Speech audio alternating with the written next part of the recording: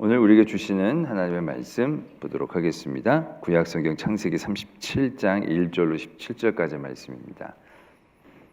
창세기 37장 1절로 17절까지 말씀,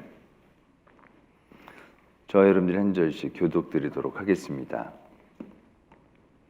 야곱이 가나안 땅 곧 그의 아버지가 거류하던 땅에 거주하였으니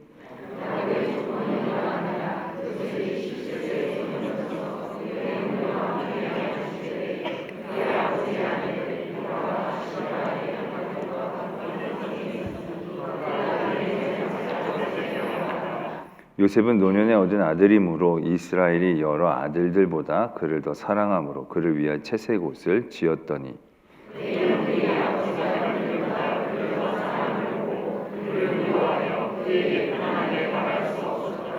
요셉이 꿈을 꾸고 자기 형들에게 말하매 그들이 그를 더욱 미워하였더라.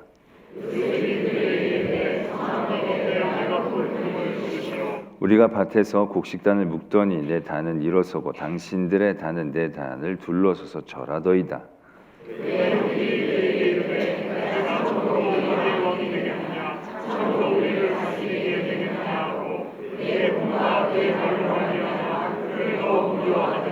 요셉이 다시 꿈을 꾸고 그의 형들에게 말하여 이르되 내가 또 꿈을 꾼즉 해와 달과 11별이 내게 절하더이다 하니라.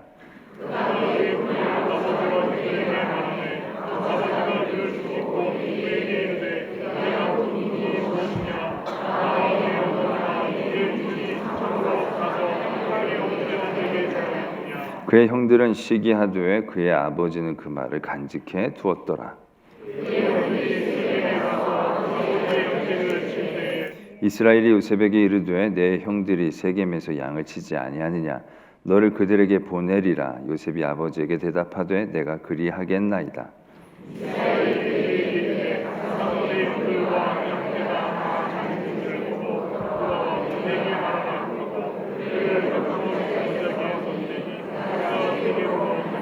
어떤 사람이 그를 만난지 그가 들에서 방황하는지라. 그 사람이 그에게 물어 이르되 내가 무엇을 찾느냐.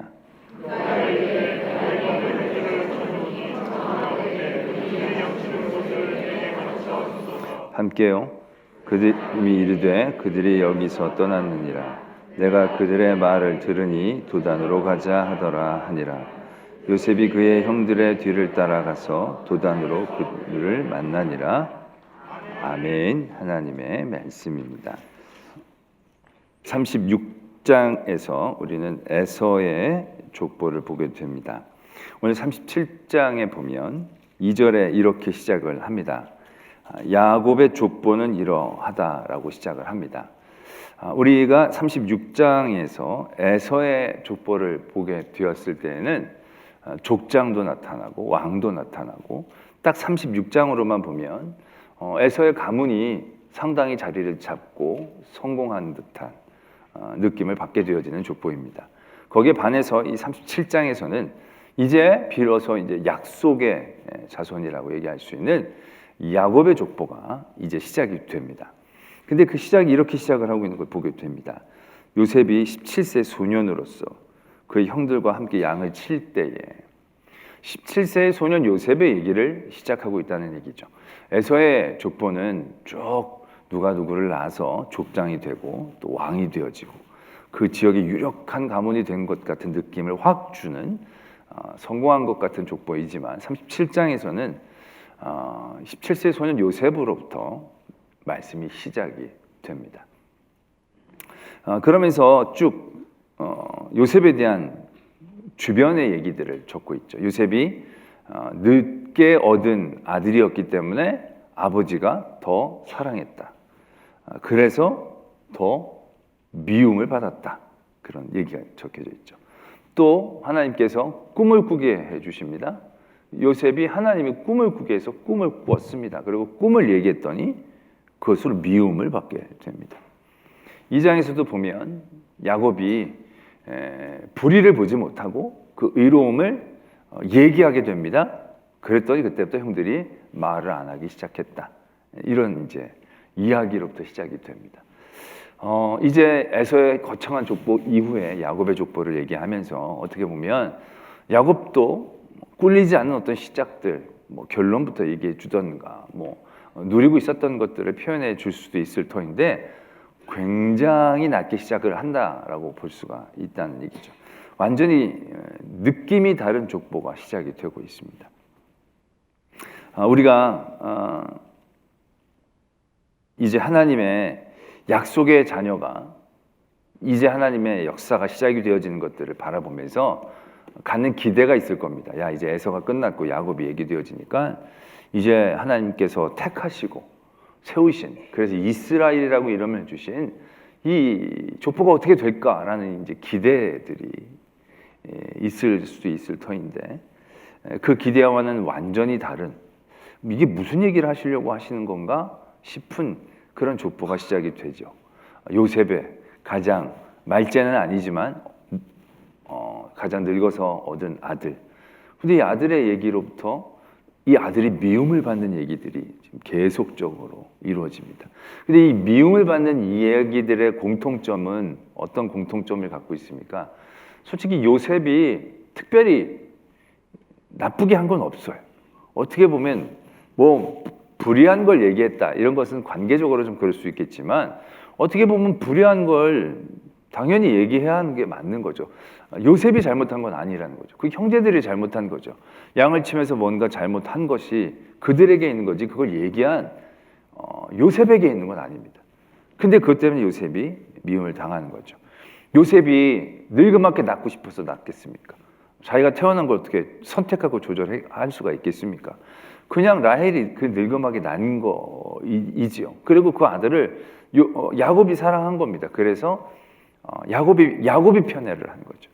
어떻게 보면 야곱이 좀 지혜롭게 행동하고 그랬으면 요셉이 더 편할 수도 있었을 터인데 요셉이 잘못한 게 아니에요. 요셉이 나 채소를 안 사주면 내가 뭐 밥 안 먹을 거야 그런 건 아니라는 얘기죠. 요셉이 잘못한 게 없어요.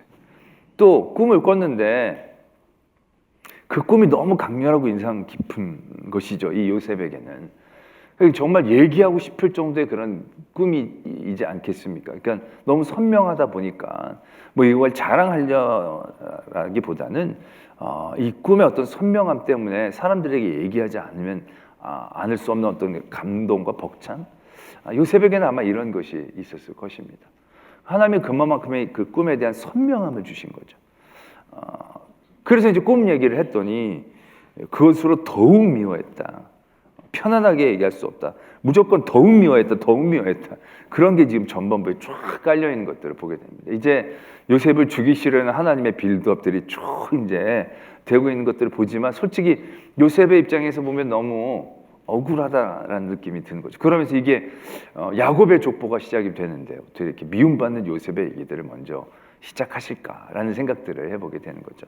그러면서 어떻게 보면 요셉이라는 한 사람의 이런 이 삶이라는 것이 이제 이스라엘이라는 민족이 겪어야 될 삶의 모습과 흡사하지 않겠는가라는 생각들을 해보게 됩니다. 에서는 그 지역에 있는 세일 사람들 호리 민족과 혼합되기 시작합니다. 그들과 타협합니다. 그리고 그들에게서 세력을 얻어서 꽤 잘 사는 민족이 되는 거죠. 반면에 이제 이스라엘 민족은 하나님께서 택하신 민족입니다. 이스라엘이 택하려고 택한 게 아니라 하나님이 택하신 민족입니다. 근데 택하신 민족이기 때문에 그들이 당해야 할 세상의 여러 가지의 어려움과 미움들을 만나게 되는 거죠. 이스라엘 민족이 애굽에 내려갔습니다. 솔직히 내려가서도 조금 있다가 가문만 끝나면 돌아오려는 계획이었을 것입니다. 내려갈 때도 결국 그랬으니까 이제 가뭄이 아직도 몇 년 남았으니까 내려와서 잠시 피하십시오. 그래서 내려왔는데 너무 거기 오래 이제 머무르게 된 거죠. 그들에게 다시 올라가라는 사인이 구체적으로 없었기 때문에 그냥 그렇게 아마 있었을 수도 있었겠죠. 근데 그 다음부터는 어떻게 됩니까? 그냥 요셉을 알지 못하는 왕들이 세워지는데 이 이스라엘 민족이 번성을 하는 거예요. 막 번성을 하는 거예요. 너무 위협적으로 번성을 하니까 애굽의 왕이 그 신경을 쓰죠. 근데 솔직히 아까 이 출생이라는 것이 사람으로 조절이 안 되지 않습니까? 하나님이 많이 축복을 주셔서 막 낳는데 이 낳는 것 때문에 더 공격을 받는 거예요. 더 잘 되기 때문에 더 시기를 받고 모함을 받게 되는 거죠. 앞으로의 모든 이스라엘 민족의 삶이라는 게 그렇게 흘러가게 되어진다는 거죠. 그가 하나님 앞에서의 의로움을 지켜내기 위해 얼마나 세상에게서 공격을 당해야 되는가. 어떻게 보면 세상에서는 더욱 미움을 받고 더욱 미워함을 받고 하나님이 주신 꿈과 비전을 가지고 나가게 되지만 그 꿈과 비전을 통하여 더욱 미움을 받고 약속의 민족, 택함 받은 민족이라는 것이 굉장히 우리가 생각하기에는 영예롭고 또 복된 이름이지만 그 영예롭고 복된 이름을 우리가 누리고 즐기기 위해서는 그만큼의 과정이 또한 필요하다라는 것을 말씀하시는 복선이지 않는가라는 생각들을 해보게 되는 거죠. 그 뒤로 실제적으로도 그렇지 않습니까? 이스라엘 민족은 이 뒤로 이제 수백 년 동안 암흑기라고 생각할 수 있는 시간을 지나게 되는 거죠. 족보도 별로 잘 기억되지 않게 그냥 종으로 430년 동안이나 한 세계의 역사의 페이지에서는 완전히 감춰지게 되는 거죠. 완전히 숨겨지게 되는 겁니다. 누구랑 전쟁을 해본 적도 없고 누가 알아주지도 않고 왜 그냥 애굽에 종속되어 있는 한 부족일 뿐이니까요. 그 암흑기를 지나오게 되는 거죠. 그러나 그 암흑기는 우리가 아시다시피 그렇게 무조건 암흑기는 아닌 거죠. 그 안에 전쟁도 직접 치르지 않고 그 안에서 민족이 번성하면서 한 번에 수백만이 되어져서 나오게 되어지는, 그래서 가나안 땅을 순식간에, 물론 40년이라는 시간이 필요했지만 종살이 하듯 나온 민족이 가나안 땅을 정복할 수 있는 그런 위치까지 올라갈 수 있도록 하나님이 그 안에서 말하자면 키우시고 양육하시는 과정들을 겪는 거죠. 근데 그런 과정들이라는 것이 끝나놓고 보면 우리가 알게 되는 거지만 그 과정 중에는 솔직히 이게 그림이 그려지지 못하는, 과연 이게 어떤 하나님의 뜻이 있는지 알지 못하는 그런 시간과 순간들을 살아가게 되는 것이 어떻게 보면 이 야곱 이스라엘의 족보가 되어진다라는 것이죠. 오늘 요셉의 족보는 야곱의 족보는 굉장히 작게, 어떻게 보면 너무나도 미움을 받는 한 소년의 얘기로부터 시작을 하지만 굉장히 작은 겨자씨와 같은 족보의 시작이지만 결국 우리는 이것이 나중에 얼마나 놀라운 하나님의 역사로 나타나는가, 또한 이건 우리가 세상적이고 세속적인 복을 의미하는 것이 절대로 아니라는 것을 다시 한번 우리가 일깨워줘야 된다는 거죠. 물론 이전에도 아브라함이나 이삭이나 야곱이나 어느 정도 세상에서 뭐 가난하게 살거나 그런 건 아니에요. 하나님 복도 주시고 부도 주셨어요. 그러나 어떻게 보면 그것은 그 당시에 어떤 사람들이 누리는 것들 가운데 아주 탁월한 부라거나 탁월한 권력이라고 얘기할 수 있는 건 아니에요. 하나님께서 그 모든 일들을 하실 만큼의 세상적인, 말하자면 최소한의 조건이라고 얘기해야 되나요? 그런 것이지 그게 주가 아니었다는 얘기죠. 그걸 통해서 믿음을 얻게 해주시고 하나님을 알아가게 되어지는 과정이었던 거지, 그걸 주시기 위해 택하신 건 절대 아니었다는 거죠. 그러니까 결국 이 이후에도 하나님을 믿는 사람들의 모든 삶의 중심은 바로 그겁니다. 무엇인가 세상적인 조건을 얻기 위한 약속이 아니라 그 약속을 더 돈독히 하기 위한, 깨닫게 하기 위한 주변의 상황, 조건이라는 것입니다. 부를 위한 믿음이 아니라 믿음을 위한 부인 거죠.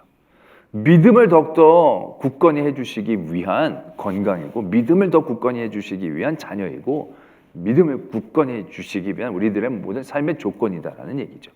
그렇기 때문에 많은 믿음의 사람에게는 종살이도 시키시는 거예요. 병도 믿음을 굳건히 해주시는 하나님의 도구가 되는 것이고, 가난도 하나님께서 믿음을 굳건히 해주시는 도구가 되어지시는 거고, 그 모든 일들이 결국 하나님께서 끝까지 놓지 아니하시고 그 택하시고 약속을 받은 민족들을 얼마나 굳건하게 붙잡아주고 계시는가의 증거로 우리는 바라볼 수 있어야 한다는 것이죠. 이 요셉이 결국 또 그렇지 않습니까? 요셉이 지금 자기가 뭐 별로 잘못한 것도 없는데 계속 미움을 받는 거예요. 사랑을 받아서 하나님께서 나를 많이 사랑해 주시는구나, 모두가 나를 사랑해 주시니 하나님 나에게 은혜를 주시는구나, 이렇게 깨달아가면 얼마나 참 좋겠습니까? 근데 그게 아니에요. 이 10명의 형들이 다 요셉을 싫어하고 미워하는데 얼마나 미워하는지 나중에 알지 않습니까? 죽일 정도로 미워하는 거예요. 그냥 보통 미워하는 게 아니라 그 정도의 미움을 받을 정도의 상황까지 하나님께서는 사용하고 계신다. 약속의 사람들에게 라는 것을 우리는 이 이후에 이 요셉과 이스라엘의 역사를 통해서 또 약속된 모든 사람들의 하나님의 섭리를 통해서 바라볼 수 있어야 된다는 것이죠. 그러면서도 우리가 아유 그럼 뭐 이게 하나님 믿어서 크게 좋을 게 없네 이렇게 고생하고 뭐 이게 정말 이게 말이 되느냐. 근데 여러분 우리가 정말로 믿음의 이유가 뭡니까? 믿음의 이유가 영원한 삶을 위해서 믿는 것 아니겠습니까? 영생을 위해서 우리가 사는 거예요. 하나님의 나라를 위해서 사는 거예요. 지금 이 땅에서 삶이 우리는 굉장히 오래고 지속적일 것 같지만 길어야 80이고 90인 거예요. 80이고 90인 게 굉장히 길지만 여러분 이 80과 90이라는 시간도 어떻게 보면 쏜살같이 지나가는 시간일 뿐이에요. 우리가 여태까지 살아온 시간들을 한번 보세요. 여러분들 지금 30이건 40이건 50이건 60이건 70이건 모든 사람들이 느끼는 건 바로 그걸 거예요. 여기 지금 열 몇 살 있는 우리 자녀들이 있는데 얘네들만 진짜 세상이 지겹도록 늦게 간다고 생각하겠지만 조금 보면 속도가 뭐 50엔 50km, 60 이렇게 지나가지 너무 쏜살같이 지나가는 거죠. 그렇지 않습니까? 지나온 생활 되돌아보면 너무 빨리 지나온 거예요. 그리고 남은 시간이 얼마 남지 않은 것처럼 느껴지는 거죠. 그렇게 살아가는 게 이 땅의 삶인 거죠. 근데 우리가 이 땅에서 정말로 영원하지 않은 것들을 위해서 애쓰고 힘쓴다는 것이 나중에 어느 순간인가는 얼마나 덧없이 느껴지겠는가를 아셔야 된다는 거죠.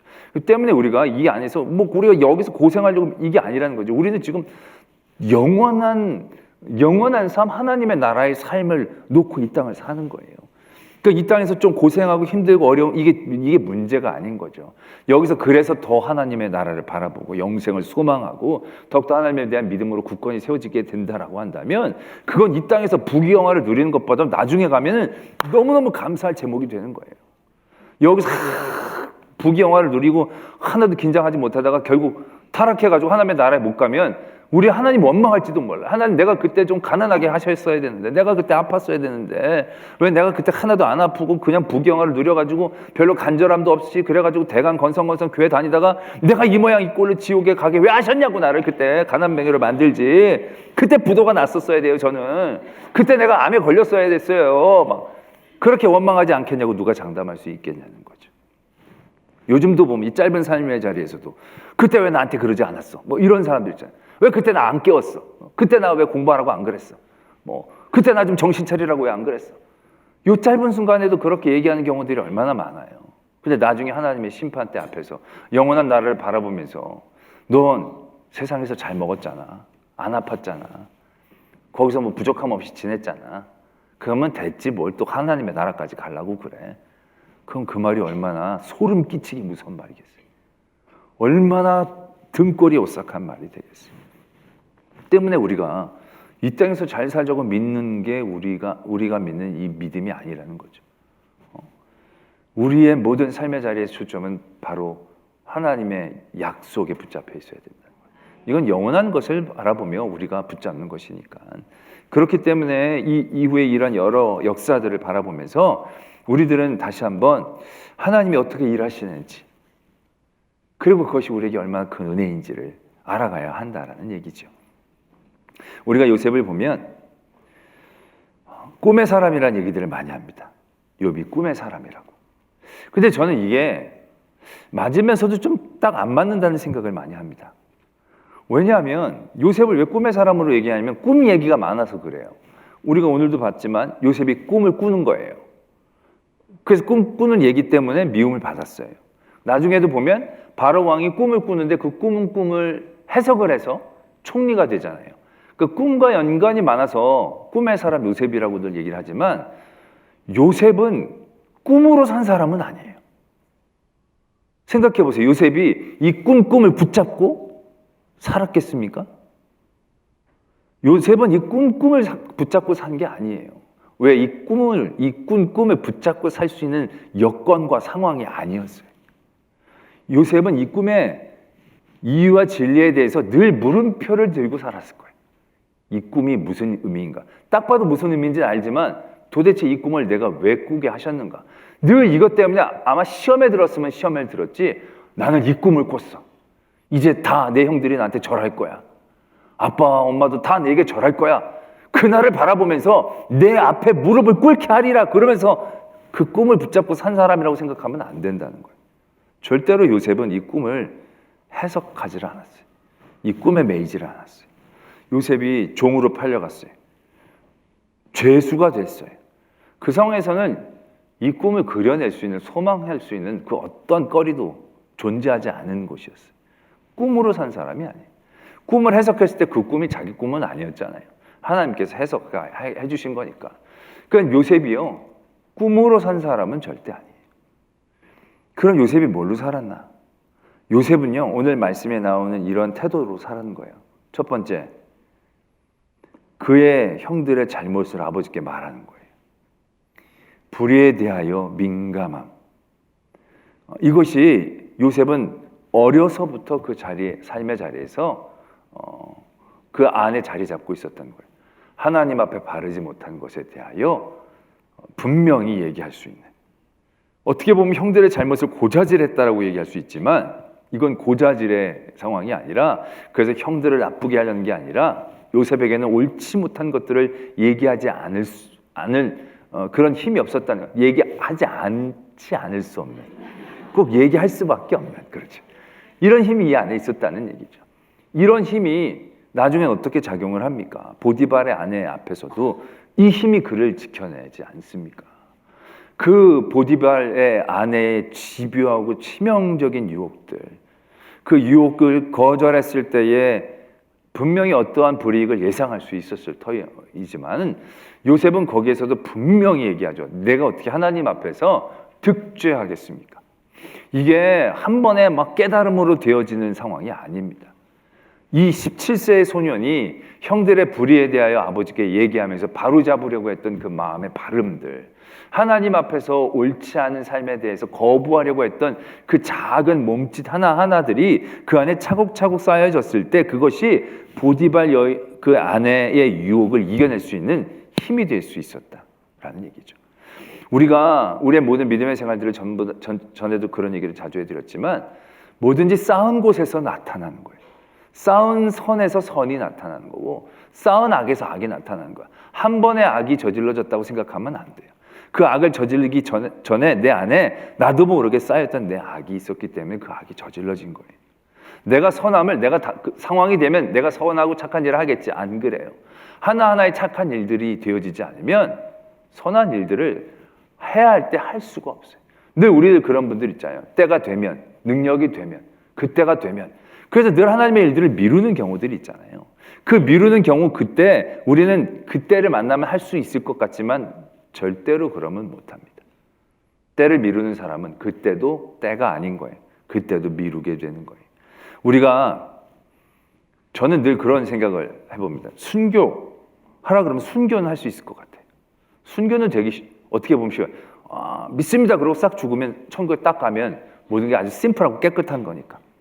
그런데 하나님의 사람으로 살면서 날마다 나를 조금씩 죽여가는 손해는 더 성가시고 더 쉽지 않고 더 미혹되어지는 것 같은 생각들을 한다는 거예요. 우리가 날마다 조금씩 순교하지 않으면 순교의 자리에서 순교를 할 수 없다라는 것을 아셔야 합니다. 욱하는 마음으로 순교가 되는 게 아니에요. 그 모든 순교의 사람들은 하루하루 날마다 하나님을 향해 죽는 마음으로 살았기 때문에 순교의 자리를 감당할 수 있는 것이지, 그래서 그 자리가 영광의 자리가 되는 것이지, 기회를 잘 만나가지고 내가 한 번에 기회를 얻고 기회처럼 순교할 수 있는 게 아니다라는 거예요. 우리가 날마다 죽지 않으면 안 돼요. 그러니까 우리가 하나님 앞에 큰 선함을 행한다고 했을 때 아나니아와 삽비라들 보면 바나바에 의해서 영향을 받아가지고 자기도 한번 질러보려고 다 팔잖아요. 그래가지고 딱 헌금을 내려는 순간 그걸 못하는 거예요. 왜? 그걸 날마다 싸우지를 못했으니까. 그냥 한번 보고 사람들이 칭찬하고 칭송하고 좋아하니까 욱해서 팔긴 팔았는데 그 순간 그 마음 가운데에 그 선이 아직 쌓여져 있지 않았기 때문에 온전한 헌신이 되어지지를 않는다는 얘기죠. 때문에 우리가 하나님의 일들을 해야 한다라고 생각하고 하려고 한다면요, 날마다 나의 삶의 자리에서 작은 것의 승리를 거둬야 돼요. 작은 것의 싸움에서 져서는 안 돼요. 작은 욕심과 작은 내 유익들, 또 작은 나의 감정을 건드리고 내 본성을 만들어내려고 하는 그 작은 신경질을 내려고 할 때 신경질을 한번 참는 거, 욕을 하려고 할 때 욕을 한번 참는 거, 내가 더 이익을 보려는 행위 가운데 내가 좀 더 손해를 보려고 내 마음을 돌이키는 거, 조금씩 나를 그런 일들 가운데 내몰지 않으면 정말로 보디발 아내의 유혹 가운데에서 내가 어떻게 하나님 앞에 득죄하겠습니까? 라는 얘기를 할 수 없다라는 것을 아셔야 된다는 거죠. 어떻게 보면 요셉의 힘은 여기서부터 시작하는 거예요. 그 요셉의 힘은 어려서부터 미움을 받게 된 거죠. 그것이 나중에 보디발의 아내의 모함까지 받게 된 것으로 연장선상에서 바라볼 수 있게 되어진다는 거죠. 또 요셉이 이렇게 큰 하나님의 은혜를 받기 위해서 받을 수 있었던 또 하나의 요셉의 모습은 바로 뭐냐? 아버지가 요셉에게 시킵니다. 형들 세겜에 있으니 한번 돌아보라고. 세겜이란 곳은 어떤 곳입니까? 요셉의 아들들이 사고를 쳤던 곳입니다. 사고를 쳐서 도망왔던 곳이 그 세겜이에요. 근데 그 세겜으로 다시 들어간 거예요. 그러니까 이 야곱의 마음에는 마음이 좀 불안한 것이 있었던 거죠. 왜냐하면 그때 죽었던 사람들의 친족들은 그 근처에 또 남아 있을 터이니까 어느 정도 두려움을 갖고 있으니까 요셉에게 한번 가서 살펴보라고, 잘 있는지 살펴보라고 시킵니다. 그때 요셉이 흔쾌히 예스를 하죠. 그런 다음에 어떤 부분이 나오느냐 하면 15절에 보니까 어떤 사람이 그를 만난즉 그가 들에서 방황하는지라. 이 대목은 요셉이 사람을 만난 게 아니라 어떤 사람이 요셉을 만난 거예요. 그런데 그 요셉의 상황이 방황하고 있었다는 거예요. 굉장히 그가 형들을 세겜 땅에서 찾지 못해서 힘들어하는 가운데 있다는 거예요. 아마 기진맥진해 있었다라고 얘기해도 과언이 아닐 거예요. 그만큼 요셉은 거기서 대강 찾다가 없던데요 하면서 아버지 집으로 빨리 올라올 수 있었지만 그게 아니라 그 아버지의 명령을 잘 감당하기 위해서 최선을 다해서 그곳을 헤매고 있었던 거예요. 헤매고 다니고 있던 요셉을 누가 보고 너무 안쓰럽게 봐서 붙잡고 얘기하는 거예요. 너 왜 이렇게 방황하느냐고, 뭘 하려고 하느냐고, 누굴 찾느냐고 물어본 거예요. 그만큼 간절한 모습을 가지고 자기 일들을 했던 요셉의 모습을 발견한다는 거죠. 요셉이 보디발의 집에 가서 어떻게 삽니까? 그가 얼마나 억울하게 그곳으로 쫓겨왔습니까? 그러나 그곳에서 요셉은 성실했습니다. 성실했습니다. 마치 자기의 일, 자기의 집의 일인 것처럼 성실했습니다. 그랬을 때 그곳에서 요셉이 인정을 받죠. 또 한 번 꺾입니다. 그래서 감옥으로 떨어지죠. 감옥으로 떨어졌을 때 얼마나 절망감이 그에게 컸겠습니까만은 거기서도 요셉은 성실했습니다. 성실했습니다. 거기서도 모든 사람들에게 인정을 받을 만큼 그의 일에 최선을 다했다라는 것을 우리는 이 짧은 대목에서도 발견할 수 있다는 거죠. 요셉이 하나님의 은혜를 받을 수 있는 그 자리에 설 수 있었던 것은 그가 꿈을 꿨기 때문이 아니에요. 그가 꿈을 꿨으면 그 꿈의 허황됨 때문에 이 안에서 요셉은 제대로 버텨내지도 못했을 거예요. 그러나 요셉이 그 참혹한 밑바닥의 자리에서 하나님의 은혜를 받을 수 있게 했던 그의 삶에 하나님이 주신 두 가지의 축복은 바로 의로움과 성실함이었다는 사실이죠. 굉장히 기본적인 겁니다. 특별한 게 아니에요. 신비로운 게 아니라는 거죠. 하나님의 약속을 받은 민족 그러면 정말 아까 이 꿈처럼 뭔가 신비한 역사들이 그를 이끌고 나가야 뭔가 중간중간에도 힘을 얻어가지고 할 수 있지 않겠습니까? 그런데 요셉이 애굽왕 바로의 꿈을 해석하기 직전까지 요셉의 삶에는 신비함이란 없었습니다. 그의 삶에 하나님의 특별한 역사함이란 없었습니다. 철저히 외면당하고 철저히 억울하고 철저히 버림당하고 내가 왜 이렇게 했는데 왜 이런 결과만 나에게 돌아오는가 수천 번 수만 번 얘기할 수 있는 삶의 자리가 요셉의 자리였어요. 신비로움, 영적인 그 아무것도 하나님께서 함께 하신다는 그 증표와 증거를 얻을 수 있는 사건은 아무도 없었어요. 그러나 그럼에도 불구하고 요셉에게는 하나님 앞에서의 의로움과 성실함이 있었다는 거죠. 그게 요셉을 살린 힘입니다. 그게 요셉이 하나님의 은혜를 누릴 수 있었던 굉장히 귀중한 그릇이다라는 얘기죠. 우리가 하나님의 약속된 민족으로 야 이게 뭐냐? 나의 삶이 왜 이렇게 되느냐? 우리가 좀 성실해도 공부를 열심히 해도 성적이 안 나오면 금방 우리가 의기소침해지잖아요. 이 공부를 해도 안 되나 보다. 우리는 금방 그렇게 결과론적으로 생각하잖아요. 요셉이 야 성실해봐야 소용없어. 의로워봐야 소용없어. 돌아온 건 바로 이 모양 이 꼴이야. 그럴 수 있잖아요. 그런데 어떻게 보면 이 요셉은 성실과 의로움이라는 것이 어떤 것을 얻어내기 위한 도구가 아니라 그의 삶에 하나님이 자기에게 주신 축복인 거죠. 자기 삶을 살아낼 수 있는 힘이 되어진 거죠.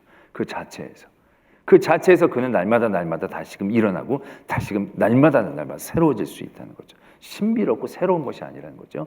결국 그러한 힘, 그러한 요소들이 요셉이 결국 요셉 될 수 있는 그러한 말하자면 요소였다는 것을 우린 분명히 깨달으셔야 된다는 거죠. 꿈 때문에 그런 게 아니에요. 꿈은 우리가 보면 꿈 때문에 오히려 미움을 받아서 꿈 때문에 오히려 결정적으로 요셉이 어려움에 처하게 되어지는 원인이 된 거예요. 그 하나님은 왜 이 요셉에게 이 선명하게 꿈을 꿔서 그걸 얘기하게 해가지고 미움받아가지고 결국 형들이 쟤를 그냥 죽이자, 그건 웅덩이에 묻자, 팔자 이런 생각을 서슴없이 했을 정도로 요셉에 대한 이 거부감과 적대감이 극도로 높아지게 왜 이 꿈을 요셉에게 꾸게 하시고 말하게 하셨을까라는 얘기죠. 이 꿈 때문에 살아간 것도 아니라면. 이 꿈은 그의 삶이 하나님의 주관 가운데에 이끌어지고 있었음을 확인시켜주는 장치라고 말씀을 드릴 수 있겠죠. 과정 가운데서 이 요셉은 이 꿈에 대한 도움을 받을 수 있는 상황은 아닙니다. 그런데 이 꿈이 언제 역할을 감당하게 되겠습니까? 정말로 형들이 자기에게 머리를 숙이는 그 장면. 그 장면에서 요셉은 그 꿈을 떠올릴 수 있었을 것입니다. 그리고 그 꿈을 떠올렸을 때 요셉이 생각해낸 것은 무엇입니까? 꿈이 이루어지다? 아닙니다. 하나님이 계획하신 일이구나. 하나님이 행하시는 일이구나. 라는 것을 꿈으로 깨달을 수 있었다는 얘기죠. 나중에 요셉이 그렇게 얘기하지 않습니까? 형들이 아버지 돌아가시고 벌벌 떠니까 뭐라고 얘기하십니까? 하나님께서 나를 미리 보내셔서 이 일들을 하게 하신 거라고. 하나님의 꿈은 그에게 하나님의 일임을 보게, 알게, 그래서 그의 믿음을 더욱더 굳건하게, 그래서 그 형들에게 복수하지 않게, 그래서 그 민족을 다시금 살리게, 그 민족에 하나님이 어떻게 역사하시는 것을 알게 해주시는 장치였다는 것입니다. 그게 무언가를 풍성하게 하고 부유롭게 하는 그런 게 아니라 이게 하나님께서 해주신 것이다라는 것을 그에게 깨닫게 해주신 거죠. 그 순간 그는 아마 정신없이 살다가 잊고 있었던 꿈이 생각이 나면서 이거였구나. 내가 17살 때 하나님께서 그렇게 선명하게 꾸게 해주신 이 꿈이 하나님이 꾸게 해주신 것이고 하나님은 이때를 이미 계획하고 계셨구나. 이게 내가 이런 일들을 이룬 게 아니라 역시 하나님께서 계획하신 일들이기 때문에 형들이 나를 죽이려고 하고 형들이 나를 팔았던 모든 과정도 어떻게 보면 하나님의 허락하심 가운데에 이 일들이 되어지는 과정이었구나. 형들이 팔지 않으면 내가 어떻게 애굽으로 갈 수 있겠고 보디발의 아내가 나를 모함하지 않았더라면 내가 어찌 그 고관들을 만날 수 있는 기회를 얻을 수 있었겠는가. 그런 과정들이 여태까지는 분노와 억울함의 과정들이 하나님께서 역사하신 은혜의 과정들로 해석되어질 수 있는 마지막의 열쇠가 될 수 있었던 것이 이 꿈이었지 않는가. 그래서 야곱이 꿈의 사람이 아니라 하나님이 꿈을 주시는 분이다 라는 거죠. 그 꿈은 믿음인 거죠. 그 꿈은 하나님이 우리에게 역사하시는 역사하심의 증거인 거죠. 그리고 그 꿈은 우리를 이렇게 세우시는 꿈이죠. 우리에게 총리가 되게 해주시는 꿈이 아니라 우리가 부자가 되게 해주시는 꿈이 아니라 꿈으로 뭘 앞을 내다보려고 하는 꿈이 아니라 그 꿈을 통하여 나의 믿음을 더욱더 굳건히 세워주시고 그 꿈을 통하여 모두를 살리시기를 하는 하나님의 계획과 섭리와 은혜의 장치, 그게 이 요셉의 꿈이다라는 것을 다시 한번 깨닫게 되어집니다. 때문에 우리가 하나님의 여러 은혜들을 바랄 때 하나님의 은혜는 그렇게 먼 곳에 있지 않습니다. 우리 안에 하루하루 쌓아가는 성실, 하나님 앞에서의 성실, 또 하나님 앞에서 의로워지려는 우리의 몸짓과 노력들, 그런 것들이 쌓였을 때 하나님이 주시는 놀라운 신비한 일들이 신비가 아니라 하나님이 우리에게 주셨던 계획으로, 또한 역사로, 또한 능력으로 나타나게 될 줄을 믿습니다. 그런 하나님의 꿈을 나중에 깨닫게 되어지는 저와 여러분들이 되어지기를 소망합니다.